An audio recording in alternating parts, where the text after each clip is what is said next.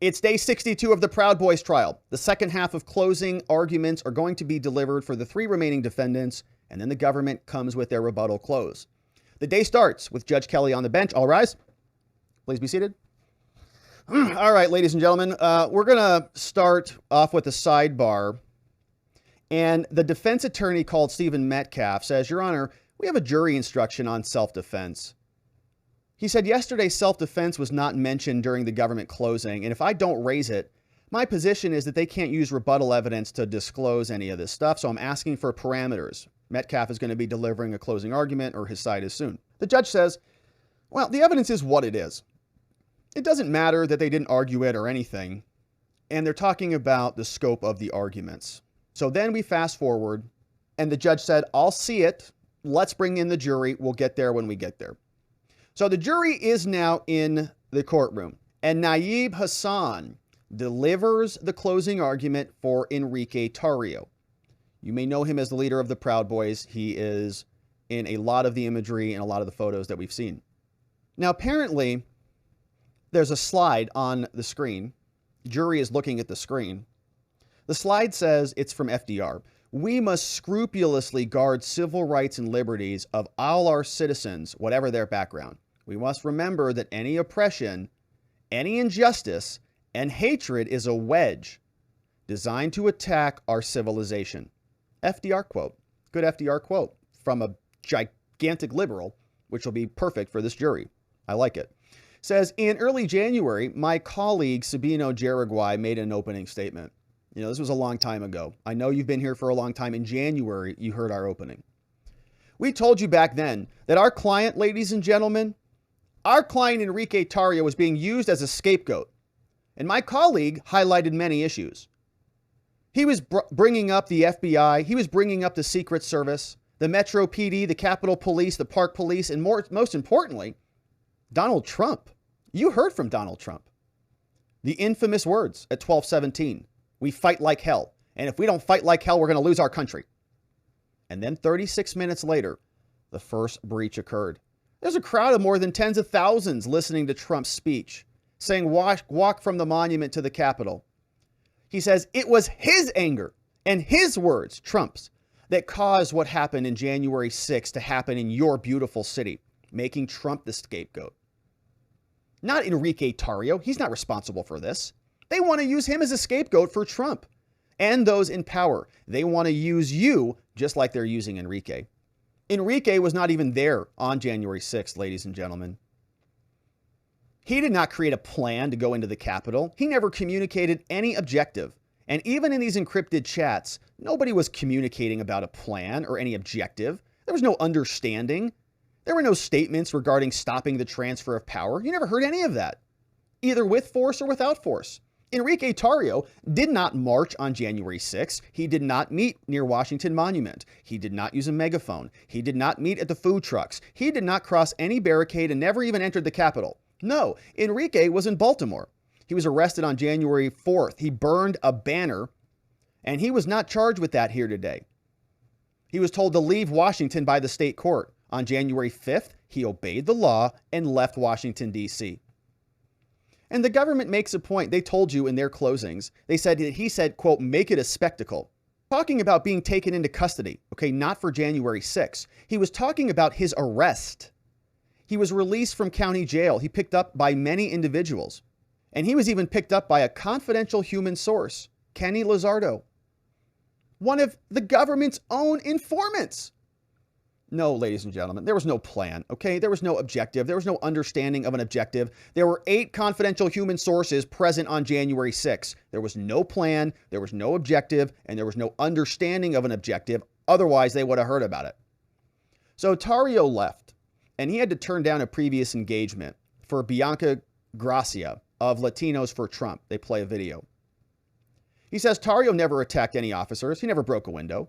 They want you to believe in discussing all these counts that it was a consequence, a foreseeable consequence of the conspiracy. They want him to be held responsible from a hotel room in Baltimore. They put a picture of Nostradamus up on the screen. He says, I guess he was kind of like Nostradamus because he could foresee everything that was going to happen that day. allegedly use men and women as tools from hotel in Baltimore to stop certification of election by any means necessary. They want you to believe that his plan was to create a chat. They want you to set aside the reality that Antifa exists. They are in your community, ladies and gentlemen. They are here. They want you to forget about the fact that Bertino was stabbed. He was in the hospital over a week, and Tarrio had to do something. They've supported law enforcement, and they back the blue, saying the African-American female ended up in a hospital in November. That's what caused the chat to be created. And he says, I want to take you back to the debate. Remember, back in 2020 in September, Trump was up on the debate stage, and he told, and I think they're going to use this, if there are convictions in this case, they're going to use this to prosecute Trump for seditious conspiracy at a federal level. At the debate, stand back and stand by. Remember when he said that, ladies and gentlemen? That was a nationally publicized statement.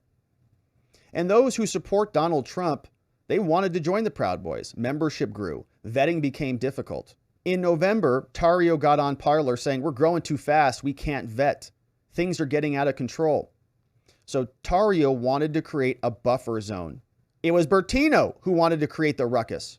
He said, the government was here and they're trying to discredit Lamond. Enrique Tarrio was talking with police here around this time, especially Lieutenant Shane Lamond.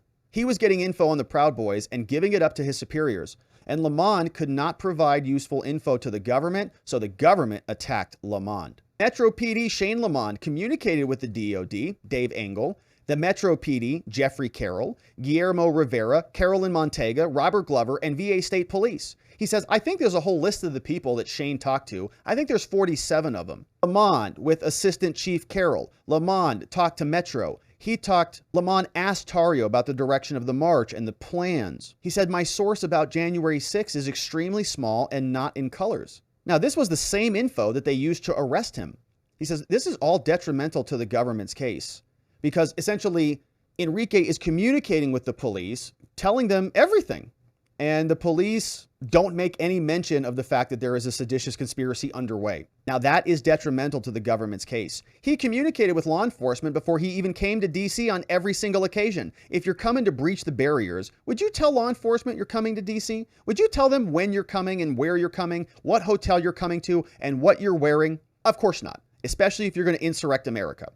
So yes, ladies and gentlemen, did Enrique Tarrio's Parler post seem over the top? Yeah, absolutely. But that's what this is about. We have the First Amendment in this country. You can say things that wouldn't be allowed. You may not like it, but it is the First Amendment. He said silent big D ninjas are roaming the streets, which is funny. He said they could openly be speaking about their politics. They said he was just kind of an internet troll, saying, I'm not denouncing this. Denounce this D is what they're saying. Denounce this D, baby. And you go, okay, these are not insurrectionists. These are bros out there who are just, goofing around in these chats with each other.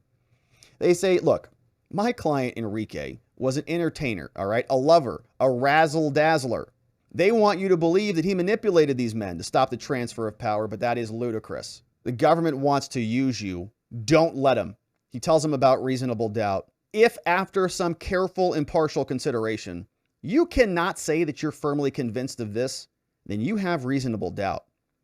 And if you have any preconceived notions about the Proud Boys here, ladies and gentlemen, you have to set that aside. The Proud Boys organization is not on trial here. My client is one of a few individuals on trial. Your deliberations the next few days will impact the rest of his life. Your verdict must be unanimous as to every single count. If you have a biting position that the government does not prove its case, it's your obligation to speak up in that room and to hold firm. You all come from different walks of life. And he names the names of what they do. No matter what we do for a living, you must hold the government to obligation to prove its case beyond any reasonable doubt. And there probably are some government employees on the list. Consider the demeanor of the witnesses on the stand, he tells them. Remember Bertino and remember Green. Whether they had any reason to not tell the truth, whether they had plea deals or benefits, or they didn't get charged with the things the government was threatening them with, whether there were inconsistencies or consistencies in their testimony. Consider whether Bertino lied about being in possession of a firearm. Are any of these witnesses motivated by bias or prejudice? If so, you, ladies and gentlemen, can give it 0 value. If you think he's a liar, you can give it 0 weight. You also heard from Inspector Lloyd, who came here and testified. He told you there were issues internally. He says, yeah, we could have done a better job. He said he never communicated with the Chief of Intelligence, Jack. He never communicated with Lieutenant Shane Lamond. In fact, he said he had no intelligence whatsoever. We know it takes 30 minutes to walk from the Washington Monument to the Capitol. Let me correct that, 36 minutes. But another officer made a stop of Tarrio and ordered Tarrio to leave. And guess what? He followed the order. You heard him say that. Enrique is on video. He says, I have to leave. I can't be here. And my client obeyed the law. You also heard from a Secret Service agent called Linnell. Remember how evasive she was at times? Remember that I asked her how long to walk from the Washington Monument to the Capitol? And she said 30 minutes. But Nick Kested followed him from jail to the hotel, and he didn't hear anything about a plan. There were no communications with Enrique that led anyone to believe that there was any agreement or understanding. Now, I want to turn over to other people you heard from. People like Matt Green and Jeremy Bertino. They have everything to gain from lying to you, ladies and gentlemen. Both of them were caught red-handed with firearms in their possession. Both were convicted felons. You cannot possess firearms, objection sustained. And both men had to resolve those cases. And they never met Enrique. They never even talked with him. So the government wants you to believe that Enrique Tarrio telepathically, through his brainwaves, told them that it was okay to engage in violence because there's no text about that. That's like blaming video games for violence in the real world. Do we blame our wrongdoing on things we see on YouTube? I hope not. That's what the government's doing here. This man was not charged with seditious conspiracy. He was released from jail early and will receive the benefit of his testimony, talking about the people who testified here. Jeremy Bertino lied to the government on multiple occasions, and the government turned a blind eye. These agents lied to Bertino. FBI agent Nicole Miller, who was here today, lied to him. And they did nothing to correct Miller's lie. And he lied to you. He was teaching a young boy to hold an assault rifle, and he told you he didn't possess it. He lied in June. He lied again in June. He lied to you at the January 6th Select Committee. And then he came in here and he continued to lie to you, ladies and gentlemen. Then there was this line of questioning. Were you aware of the plan? No. How about an objective? No. What is that? He says. An unknown objective?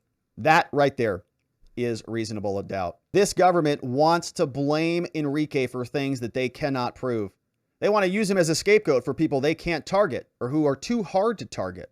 I want to refer you to the judge's jury instructions that you're going to be reading when you go back there. It says the testimony of witnesses who have entered plea agreements should be used with caution. He says give them 0 credit if they took a plea here. Don't trust them. You heard from Kate Kane, the FBI digital examiner. She only testified one time as an expert, and she didn't do a single extraction herself. Objection sustained. She was not aware who conducted the extractions. She was not aware of how they were handled. She didn't know that the version of Cellbrite that they used was an older version, and there were many revisions after the software. But nevertheless, the government created huge volumes of exhibits. This is faulty. Enrique, my client, never posted to the Boots on the Ground chat, never tried to include him in their charts. But they still tried to include him in their charts. They put his face all over the chats, even the ones he didn't communicate on. They're trying to mislead you. They're trying to use you just like they're using Enrique. We also heard from Peter Dubrowski, an FBI agent. There were errors and omissions in the exhibits. Only when shown the errors did he finally admit to them.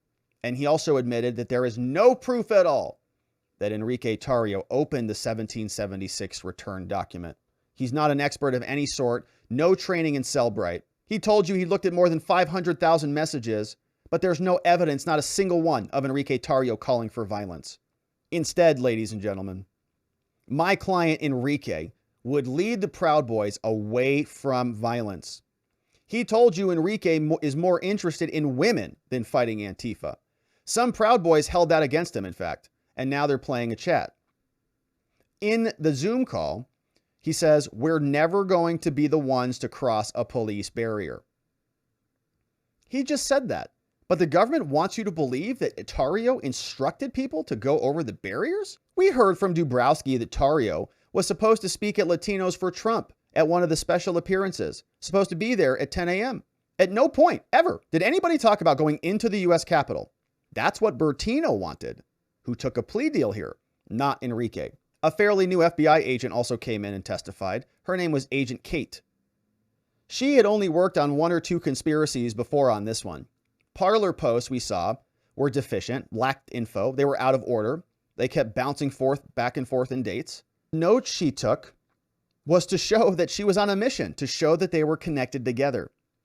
She also wanted to show that there was animus towards the police. That was her mission. That's what she was told to do. She coined the phrase, there was a culture of violence. She created that. But the Parlor post failed to show that my client, Enrique, encouraged the violence at all. There's no evidence of dislike or any disrespect for the police. In fact, quite the opposite. One of these issues just compounds one by one. And then they put Agent Nicole Miller up here, the FBI agent. In fact, she was still on probation when she was assigned to this case, relatively new. And she considered herself equal to Agent Hanek, who was sitting here throughout the trial. But she couldn't tell us how many confidential human sources had info on the Proud Boys. And only she testified that Tarrio opened the document. She said that to protect herself for her lie to Bertino. She had no forensic evidence at all. And Kate Kane, the expert, told you no evidence that he did. The one call that the government alleges took place between Enrique and Biggs, it lasted 42 minutes. She admitted there was no proof that the phone call was even connected. You heard more than 5 Proud Boys state the obvious. There was no agreement. There was no objective. There was no understanding of an objective. These individuals had everything to lose by coming in and telling you that. They were Proud Boys. They were concerned about being doxxed. They were concerned about being charged. There was no reason to lie about any of it. And Eddie Block is in the chat, who was there with his real good boy, Donnie. Not going to he says, I'm not going to belabor the instructions on the offenses. When you go back there, you're going to be giving all of these evidentiary pieces like a puzzle. But I want you to think about this. There are pieces missing. There are 9 separate puzzles, 9 counts against my client, Enrique Tarrio. And if the puzzle is incomplete, we talk about him here as checkboxes, you must render the verdict of not guilty. It was the government itself, Mulrow, the prosecutor, said they don't know when the conspiracy even started. Was it in December? Was it on January 6th? There was never an objective. There was never an understanding of an objective, even on January 6th. Says, I give Mulrow a lot of credit over there at the prosecutor's table. He told you about the heroes of brave soldiers who stood on the line. Now, I submit you have the power to do what the law requires. Do what justice requires, what the Constitution requires, and stand up to the government and say, you haven't proven your case. And I must do my obligation as a juror today. And I want to end with a slide of Martin Luther King Jr. Injustice anywhere is a threat to justice everywhere. Great quote. One of the great justice quotes. He says, we are caught in an inescapable network of mutuality, tied in a single garment of destiny. Whatever affects one directly affects all of us indirectly. Hassan says, thank you. Now they take a break. And Roger fills us in with a little bit of a break. Prosecutors are chatting. Prosecutor's wife's there. Oh my gosh. A large group of prosecutors and agents chatting around the government table right now, including Government Prosecutor Kathleen Rakosi, co-lead prosecutor in the Oath Keepers cases, who is Prosecutor Knierson's wife. Oh gosh, get a room. Are you serious? These government prosecutors are both sedition prosecutors who are married. Oh my gosh, what a household that is. Could you even imagine? What a disaster. 2 prosecutors, both of them waking up. Wife's prosecuting the Oath Keepers. Husband's prosecuting the Proud Boys. Could you imagine what their dinner table conversations are like? Oh, gosh. So they're chatting away. You're doing a great job, honey. Yeah, you did a great job in your saving America from your seditionists. I wonder if they're thinking which one has the harder cases. Oh, gosh. Anyways, that's the DOJ for you. So Judge Kelly is back. He says, Mr. Metcalf, do you have any authority for what we talked about here? I says, no. I don't actually have that authority, but I am prepared to go forward. Dominic Pizzola's attorney, Stephen Metcalf, stands up to deliver closing arguments. He says, ladies and gentlemen of the jury, I have a warning for you. This is our last opportunity to argue. And I want to discuss reasonable inferences that you guys could make. You get to decide facts. You get to determine what the facts are. And you get to decide what's credible and what isn't. And this is quite empowering. You're empowered to make sure the legal system works. You're empowered to do justice. That's all I ask you to do. Now, I can only imagine how much you want to get on with this. Everything is going to shift to you. That's what matters now. And I'd like to compliment the government prosecutor on their closing yesterday, even though I don't agree with anything he said. But I want you guys to think about, real quick, even when you were younger, if you were ever falsely accused of anything, put yourself in this shoe. Now, I'm not saying Pizzola needs to be found guilty on every single count. It's his actions I want you to hold him responsible for. It's this fairy tale. He makes the sound of a crazy bird. What? It's this fairy tale that there was some conspiracy here. And I want you to think about how Pizzola has had to maintain his dignity for years while being charged with seditious conspiracy. To overthrow the government with 4 guys he barely knew? He's got no experience with the criminal justice system. Now suddenly he's in a federal courthouse in DC trying to overthrow the government? That doesn't make much sense. A government that he served. He's actually, okay, so he's putting this in, he's speaking in yous, right? He's saying, look, I want you to think about being in this position. You having no experience with the criminal justice system at all. And then suddenly you showing up in a courtroom being charged with conspiracy to overthrow a government that you served as a Marine? When I listened to Mr. Mulroe's closing argument, I thought of 3 words: speculation, politics, and cynical. And I looked up those words in the dictionary. He says, coming to conclusion based on insufficient evidence. That's the definition for speculation. And how do you possibly link all the evidence that you've seen here? How do you bridge the gap to get to conspiracy? Politics. My first request of each of you is to put your politics aside. If you can do that, then you'll be able to do justice. This case has mostly been about the government using Pizzola's politics so that each of you hate him. Even if you hate him or me, I just ask you to put that aside. There's a dangerous combination in those first 2 words, speculation and politics, and cynical. Cynical means believing people are purely motivated by self-interest, being distrustful of human sincerity. He says, you have no idea how much time I spend telling clients to just shut up. Mr. Pizzola wanted to tell you I trespassed. I broke a window. I got a shield. But seditious conspiracy? So in holding the government to the burden, I also ask you to not let them overinflate things. Why is Dom, my client, sitting at the table here? If you take Dom out of this equation, what have you got? Tario wasn't even there that day. Real, this highly educated guy, he's standing there. He's got a little role. You've got Rufio and Biggs. What did they need Dom for? Well, they needed dirt on these guys. They needed to muddy them up, and Dominic showed anger. He showed being pissed off, which they equivocated with violence. That's what he's here for. He's muddying up these 4. They added the conspiracy charge onto Dom. That's the only way they could muddy them all up. But were there any agreements with anybody? Was there a plot that nobody knew about that came from Tario? No, there was one objective here, a march and a rally. In December, that was Pizzola's first rally. He was excited. He was able to stand up and defend people who couldn't defend themselves. That was the objective, to meet and rally. Dominic told you he didn't even recognize these guys and didn't even meet them until he sat in this courtroom. He knew Biggs from online. He recognized Nordine, never spoke to him. He knew who Tario was because he was the chairman. People held him in celebrity status, but did he actually know Tario?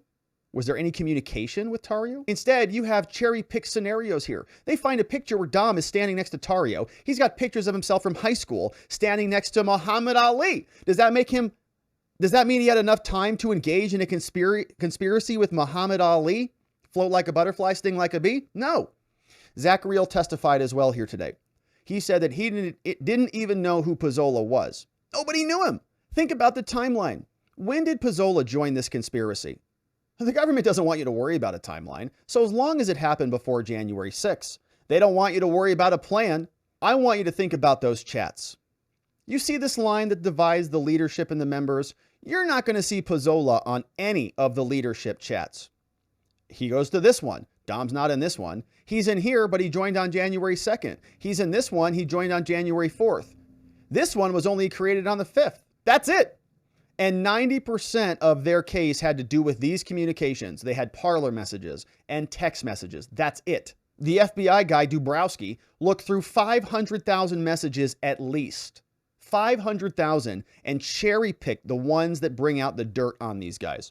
They were playing Where's Waldo for a long time at the FBI with their crayons and coloring books, trying to single out grandmas who made their way into the Capitol building. But once they identified most of them and circled them, then they had to go through text messages. So Dubrowski, probably FBI special agent, whatever, sat through 500,000 messages, searching for a needle in a haystack, going to find the worst. And they prosecuted it on that basis, right? Most of this trial is exactly what he says here, messages. They needed dirt and dirty them up more by throwing Dominic into the equation. One chat they have, hey guys, I don't have a hotel room. Tario responded, that's it. One message between all of them. On January 4th, Tario got arrested. Everything's chaotic. There was no plan. The government says don't worry about that, about the plan. Just think about the overall agreement. Now, I want you to remember, ladies and gentlemen, don't speculate. Pizzola was part of a local chapter. He was completely separate from the national chapters. Each chapter is supposed to be autonomous. On January 6th, there was still no plan. Still no plan on January 6th at 10 a.m. Mulrow said somebody gave crap about a Trump speech. That's not quite accurate. Dominic did want to see, said nobody gave a crap about Trump's speech, but that's not right. Dominic did want to see it. He left the group. He walked away for an hour and a half. Then he comes back. Then they blend in. When was it? 12:54, 12:55. That's when he got to the first barricades. You see him actually running past Biggs and Nordine, faster than a walk, but slower than a run. There was no time for him to say stop and say, hey, we got a plan. They draw the line at 1 p.m. and there's still no time for a conspiracy. So when you see the whole march, when Milkshake makes a nefarious comment about going down the stairs, Dominic was not there. Milkshake was. So he gets added to another chat, and that's the earliest date imaginable that they could link him. But there was no conspiracy. There were no agreements. Tario got arrested in this case. Nobody knew what was going on. So on January 6th, there was no plan. That leaves the march. And they get back as soon as the breach. So there's no time for a plan. Ladies and gentlemen, this is a fairy dust. That was quite the pieced together story about Pizzola being part of a conspiracy. They want you to look at how I want you to look at how they cherry picked. They don't want you to focus on the timeline. They don't want you to focus on the nuts and bolts, because when you do, you see there's nothing there. Nothing at all. Pizzola left the march. It's undisputed. It shows him not entering into what they want you to believe he entered into. I also want you to think about what he did inside the building. He wandered around alone, literally sightseeing. He wasn't even meeting up with the other defendants. This whole story's made up. It's to dirty up the other defendants because he broke a window and stole a riot shield. He told you he acted alone. He said, hold me responsible. Judge me by me. And it's baffling when you think about that. Pizzola also told you guys that he believed the purpose of the Proud Boys was self-defense of other Trump supporters. They'd jump out in front and allow supporters to be beaten. Same thing happened on January 6th. And think about his training. Think about his boxing, his military. Military trains you a little bit differently. Trained, don't go back, only go forward. In a military scenario, when he used the word enemy, he wasn't referring to the police.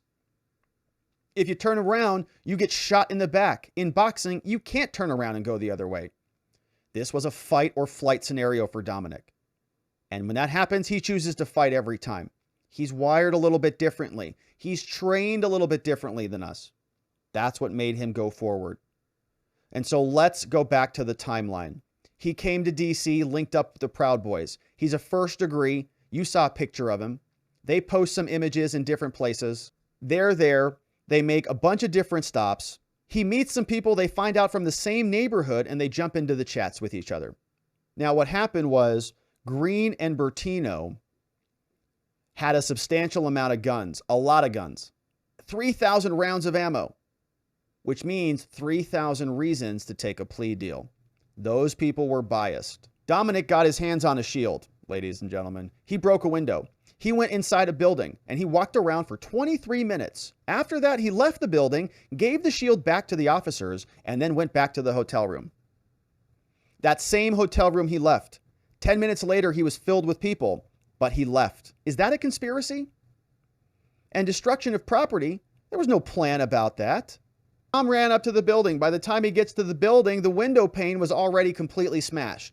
Dom comes, breaks out the left side, breaks the entire side, but the other guy already broke the white pane. And he can't aid and abet that other person. One of those window panes, $774 is absurd. But ladies and gentlemen, if you're going to hit him with that one. They're also saying something about a frozen water bottle, but there's no evidence that there was water or anything frozen in that bottle. There's also no evidence that Dominic had anything to do with that at all. Says this is a desperate attempt and should not even be part of that scenario. Pizzola didn't know Donahoe. They took a picture and went their separate ways. But the funny thing is, I go back to the fairy dust and the fairy tale scenario. Count 9.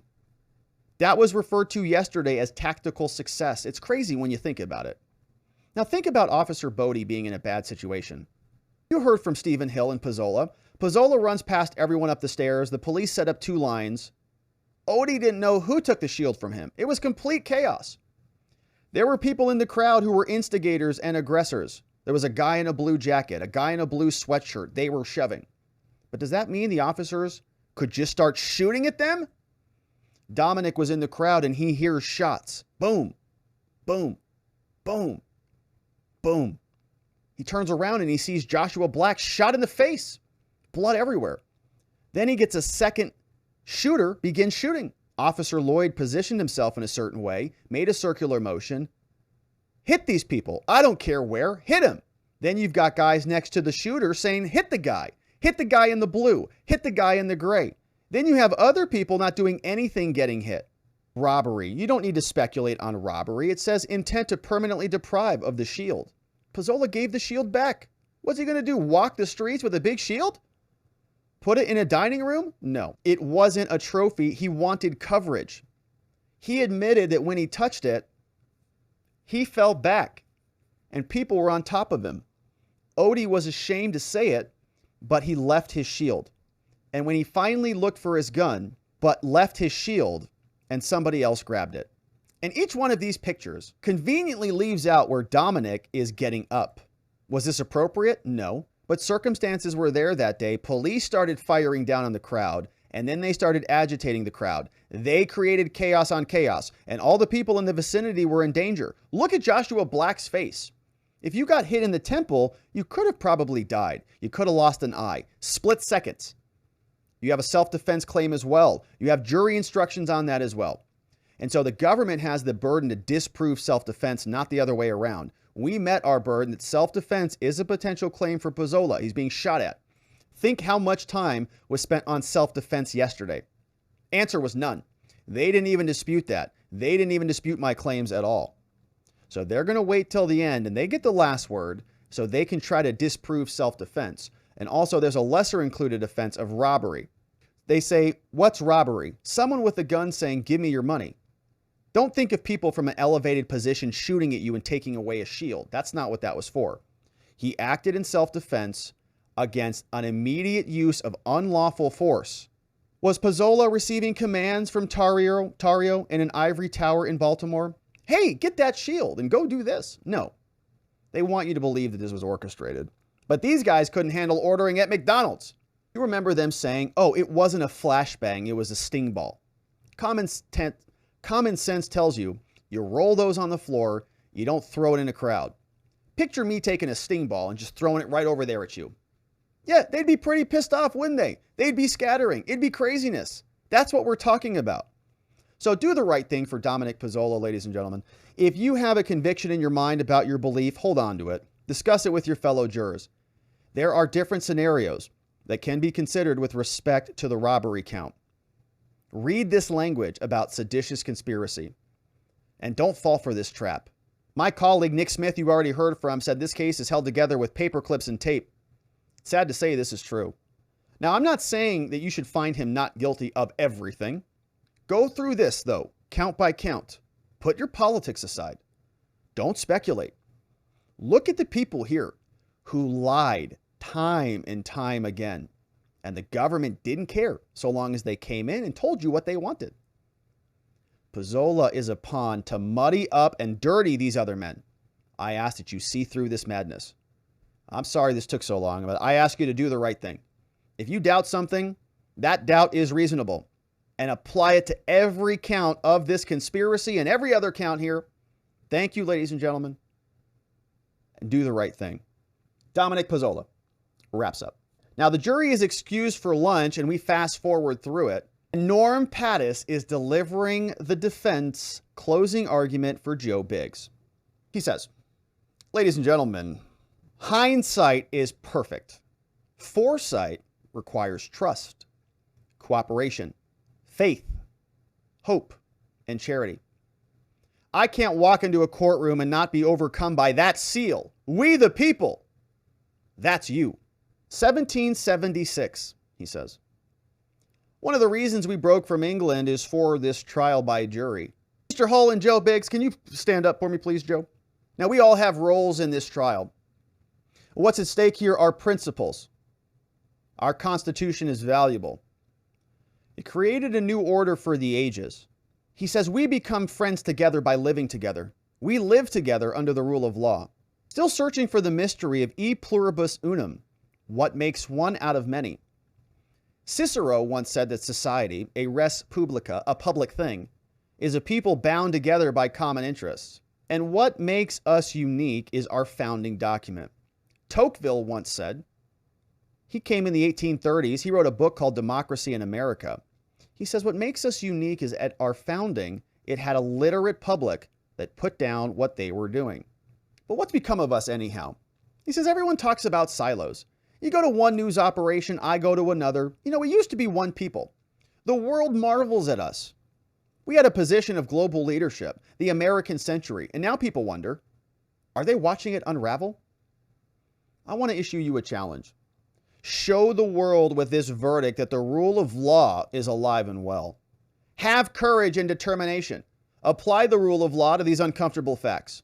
I'm confident that if you do, almost every count will be unacquittal. Am I mad? Am I drinking my own Kool-Aid? I don't think so.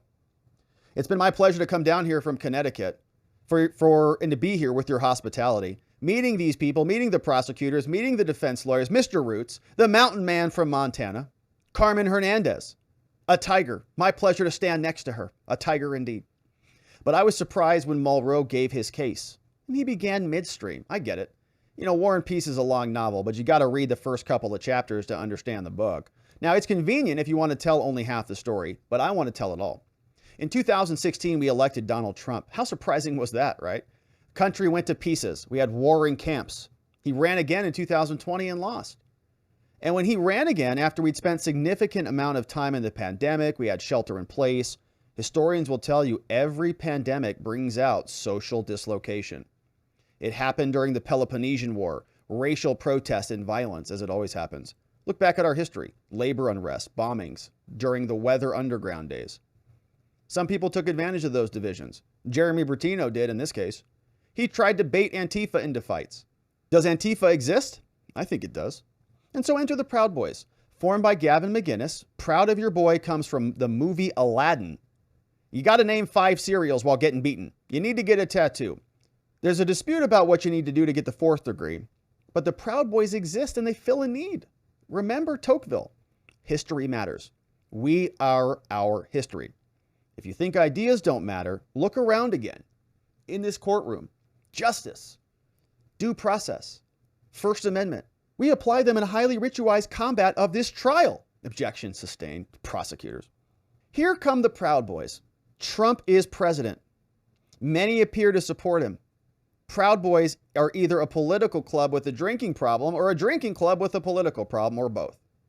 They're about camaraderie. The internet separates us today. We've got silos. We don't hold doors open for each other anymore. Speak for yourself there, buddy. We don't know each other anymore. Now showing a stipulation that Joe Biggs put in. Joe says, I'm not testifying, and he has the right to remain silent. He enlisted in the Army in 2004. You can read all about this. He became part of the 82nd Airborne. He deployed to Iraq and Afghanistan. He was there, and during the service of our country, he was injured. He was awarded a Purple Heart, a hero. He was honorably discharged, and he receives disability payment for his service.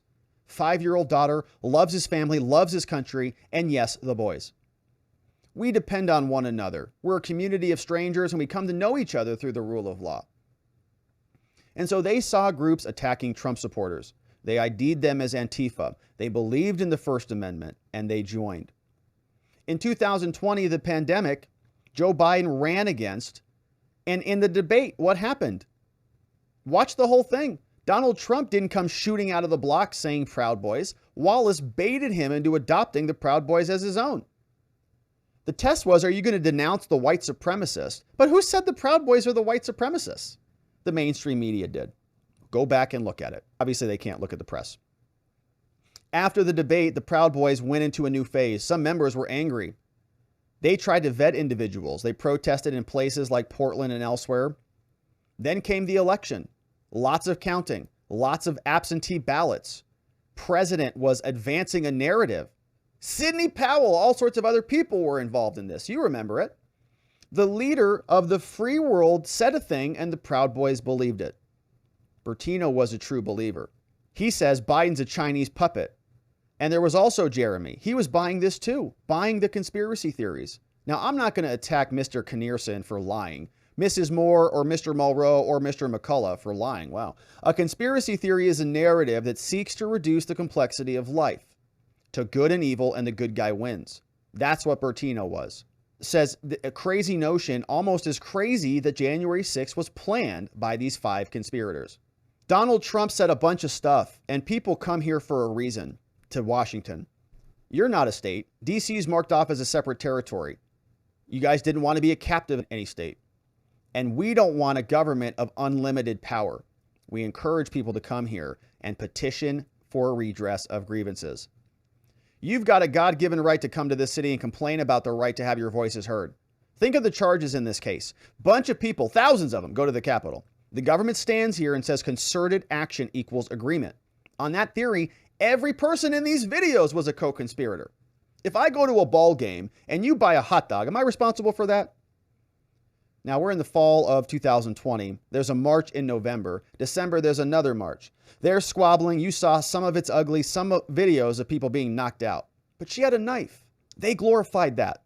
F around, find out. Was it Bertino or Green who had it tattooed on his fingers? I don't remember.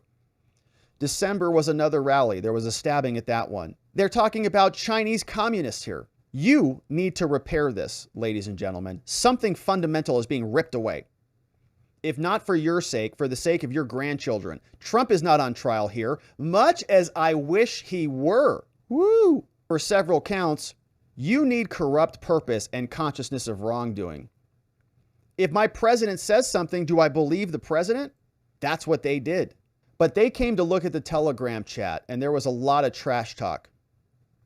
But the Constitution protects free speech. We have the First Amendment in this country. And you can say things as long as it does not pose an imminent risk of violence, and it's not likely to produce the violence. Each and every one of the chats is protected. Attend, gonna be there, gonna be wild. All of that's protected. Enrique was set to speak at an event. He was arrested. Some other genius said, let's meet at the Washington Monument, so they did. But what would the evidence of a conspiracy be? Where's the secret text? There isn't any. There's none. No plan. No objective. When the day started, the president was going through talking about what Pence might do. And look at Nordine. Study the Proud Boys as they march. What you will not see. Waving flags. At a perimeter now, and then you see a flag, a Gadsden flag. None of them are carrying the Appeal to Heaven flag. They're not carrying any We Love Trump flags. They're not even carrying any American flags. They went to the food trucks. There was nothing to see there. Joe Biggs is saying on the microphone, F Antifa, whose streets, our streets. Joe says, whose capital, our capital. And when you study these videos, you're going to see that there are men in dark clothes, another man named Paul Russell Johnson, with a megaphone. Mr. Biggs went, I don't know whether to spend time on his comments, but he said this is war. What happened at the first breach? He says Matt Green was a vet. He had served in Afghanistan. He described the food riot. He described herd mentality. Confidential human source, Aaron told you the same thing. Something snapped and they surged forward. That's it. Breach 1, 2, 3, and 4. Any signs of vandalism in the building? Probably less than the one they burned in Walmart in Chicago. No evidence of a conspiracy. At some moment, the crowd snapped. Did these guys celebrate? Yeah. Their rubber band army snapped back and they started talking trash again. Then a new conspiracy started. Good versus evil. These men tried to disrupt the peaceful transfer of power. They said whatever happens, make it a spectacle. And they did. All with the effort to make a complicated situation simple. They were inspired by a leader who was president, who's seeking office again. That's all. There was no agreement. There was no mutual understanding. There was no meeting of the minds. If you listen to Biggs, does he sound like a dangerous man? Or does he sound like an uncle at Thanksgiving who's had too many servings of potatoes? Don't fall for this. You heard a lot about challenge coins. One of them saying, I'm a Western chauvinist who refuses to apologize for creating the Western world. So what? Aren't we all? People flock to this country because we offer unheralded opportunities for all. We're sitting in a temple of Western chauvinism in this courtroom. No one else does this. And for this, they're criminals. So I'm proud of my boys. I simply am, and you should be too. We heard the Zoom tape. You heard off-color comments about women and Jews and blacks. So what? They believe in the First Amendment. They're not being charged with that. You are not St. Peter at the pearly gates deciding whether someone has led a righteous life. When you walk into a criminal courtroom, what's your natural instinct? I wonder what these guys did. But what should happen? What do they think these guys did? And can they prove it? When you go in and you look at your jury instructions, you'll see on page 3, the presumption of evidence, or maybe innocence. We begin here because the government has power and they can take your liberty away. And they must be held to the burden of proof, which is beyond a reasonable doubt. If you have any doubts, that's enough. Nothing is more important than the decision you're going to make here. This case is the United States of America versus Nordine. Well, what is the United States of America? It's an institution of law. You should look at the case and say, what have they charged here? And you should ask, why didn't they charge other things? A man named Harvey Silverglade once wrote a book called 3 Felonies a Day. You may not know it, but you commit 3 felonies a day. Objection. When you look at the charges here, there should be mere knowledge. You should consider that mere knowledge and acquiescence in conduct is not enough. This should be an easy decision for you. There was no conspiracy to suggest in the twinkling of an eye between a heartbeat, between Biggs saying, whose house, our house, and the barricade falling, that's enough time to form a conspiracy would be dangerous. If the president of the United States is telling people something, people will do things. The arc of justice bends toward justice. He says, I know the government's going to come back and hit us with a rebuttal. They have a number of different theories of liability, but don't expect more of the government than just playing whack-a-mole. Have the courage of your convictions. They're throwing everything here. But is there any evidence that Biggs threw a water bottle or broke a window or broke a fence? Does it look like he's trying to break it or keep his balance? We think that an acquittal here is the right result. The government brought this case. The judge will tell you you must apply the law. Your verdict means so much more than January 6th itself. January 6th was an aberration. Your verdict will speak to the future. Can you stand up, Joe? Joe stands up. I want to thank you for the privilege and honor of representing you. Ladies and gentlemen, have you ever been to a park and seen old men playing chess? You tell some story about a bird on a basketball court. Is it alive or dead? You decide. Don't understand it. Pattis is done. And then the jury takes a break. Now, the prosecutor complains and says, I want a curative instruction. Judge says he'll give a curative instruction. Pattis wanted to argue about jury nullification, but they said no. Gives the jury instruction, and the jury comes back in. The judge tells the jury. You heard a couple things there, and I just want to clarify that you may only consider only the evidence properly admitted by law. If somebody suggests you should send a message by issuing this verdict, disregard that argument to send a message. Only weigh the facts of the case. Don't nullify this trial. Prosecutor Nadia Moore stands up for her rebuttal. And the reason the government gets 2 closing arguments, theoretically, is because they have a high burden of proof, which is beyond a reasonable doubt. and it's supposed to be like a real difficult thing for them to get over that burden, even though it doesn't work that way at all. The presumption of innocence is just a nice theory in many cases. Anytime somebody's charged, everybody thinks that they're already guilty, including the jurors, including the judge, including the prosecutors, and everybody involved. So they actually get 2 arguments because, they want to make sure they get convictions, in my humble opinion. It's not fair at all. But as it goes forward, she gets to go again. Ladies and gentlemen, the defense here doesn't have any burden. They're right. The burden does rest with us. And we embrace that. But that doesn't mean you should take the defense's speculation and innuendo. The witnesses we put on the stand were cooperating. They play a bunch of videos. Tario said, "Make no mistake, we did this." And that's devastating. And the defense wants you to be distracted. They want you to point to a specific plan, but don't. Keep your eye on the ball. Message after message. And if you travel across the country to force your way into the Capitol, that's enough. You saw evidence of deleted chats. You saw messages that they're going to do whatever they can to stop this. Tario complained about a few small errors, but they didn't contest what they said in the messages. And he said, "Remember, make no mistake, we did this." They play some other clips, and she says they traveled to DC and they tracked Trump's legal challenges, hoping their results would be overturned. They said that they would go nuts. They said that this was a battle between good and evil. Fact check true. Focused on J6, the last opportunity they stormed the Capitol. The purpose was to illegally keep Trump in power, they say, and to do it corruptly. Then layer upon layer of the barricade. Did they stop? No. They went through every barricade and they said, "This is awesome." We have a couple of objections and they're playing more. Hernandez objects, misstates the law. Pizzola celebrated too. And she says, "That's all you need. Case closed." Now, Mr. Smith wants you to think that it would be unreasonable for Nordine to speak up and rebuke those members. Hernandez objects. A conspiracy is a much lower standard than what they would have you believe. It can be unspoken and it can be implicit. You don't even have to openly communicate about an explicit plan. Unspoken and implied is all you need. They acted together in violence without being told the same thing in December. And the Proud Boys were all angry. They were all working towards the same government, the same outcome. There's no requirement that we prove a formal, detailed plan. You saw everything you needed on their Parler and Telegram. And they all came to the Capitol except Tario, and he couldn't because of a court order. Who else was there? Hernandez says, "Your Honor, can we be heard on this?" Sidebar is still going, and more comes back. He says, after surging into the Capitol, Pizzola took the shield. Another objection and another sidebar that is sustained. Says that Zachary Real went in there and he was smoking in an office and there was pepper spray and Biggs was riling people up on the phone and Pizzola ripped a shield from an officer and Donahoe threw water bottles and Milkshake bum rushed the officers and George Meza said that the rioters were heroes. And she's recapping everything. They say that if they had been plotting, the confidential human sources would have told the handlers.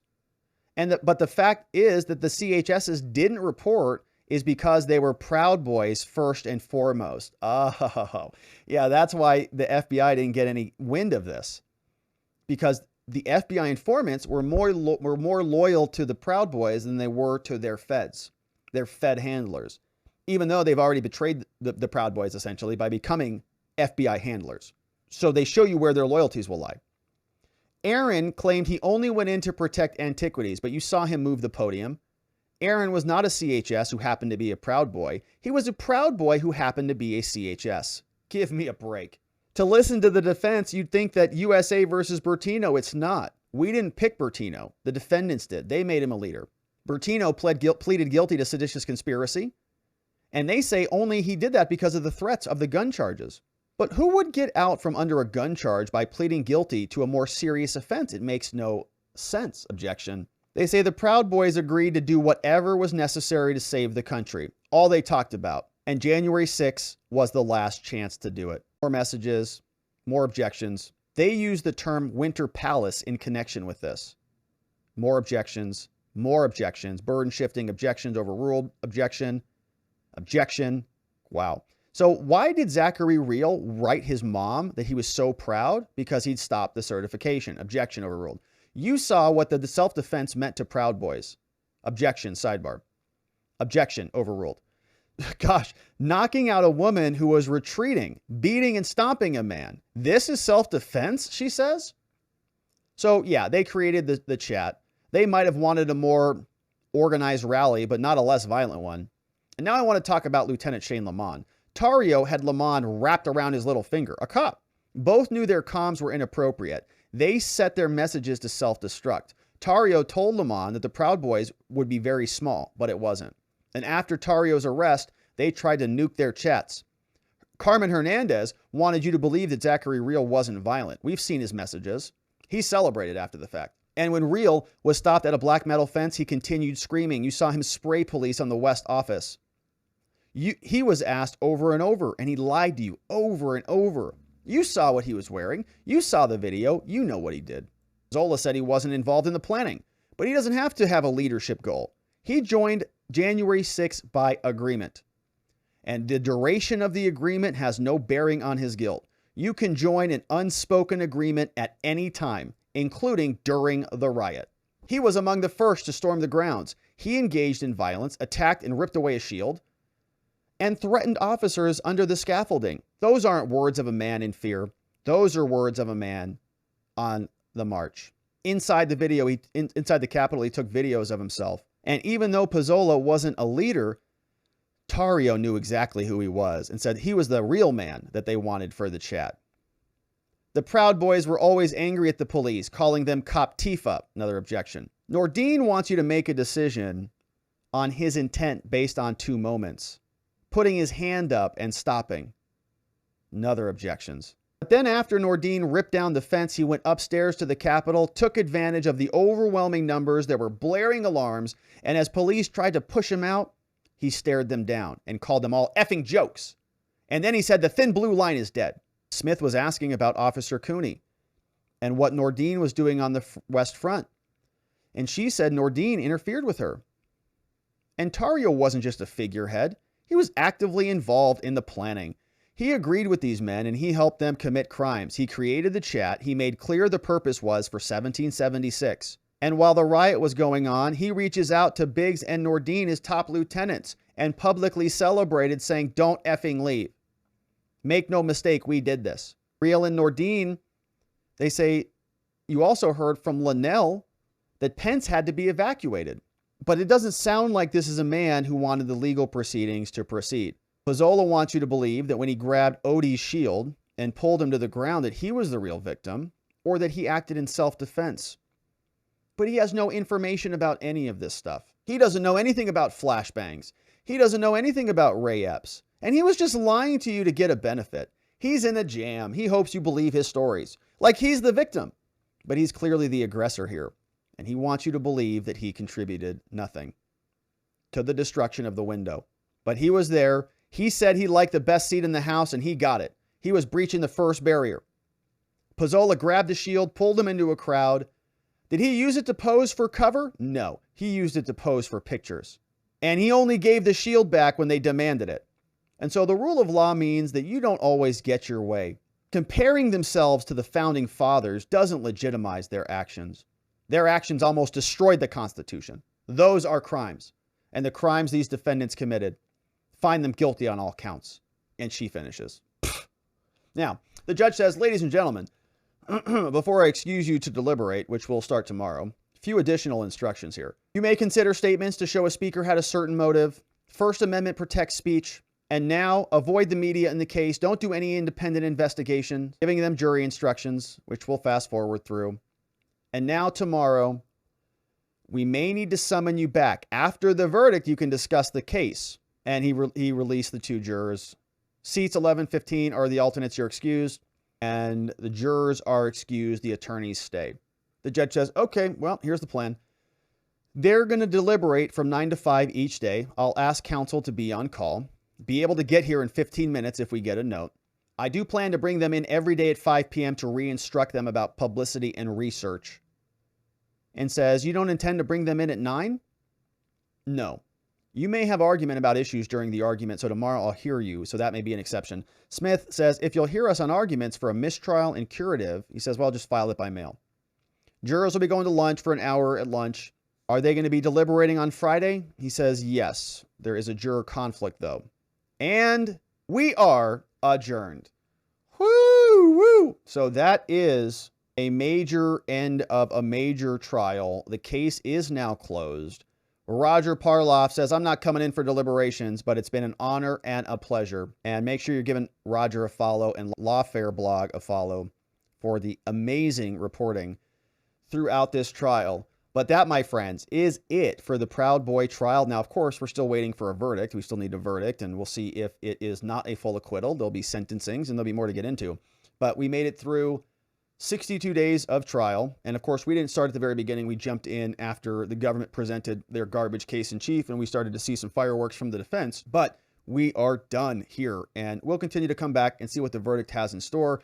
Thank you to Roger Parloff. Thank you to Brandy Buckman. Thank you to all the reporters out there doing the great reporting on the inside so that we could cover it here. We'll, of course, await the verdict.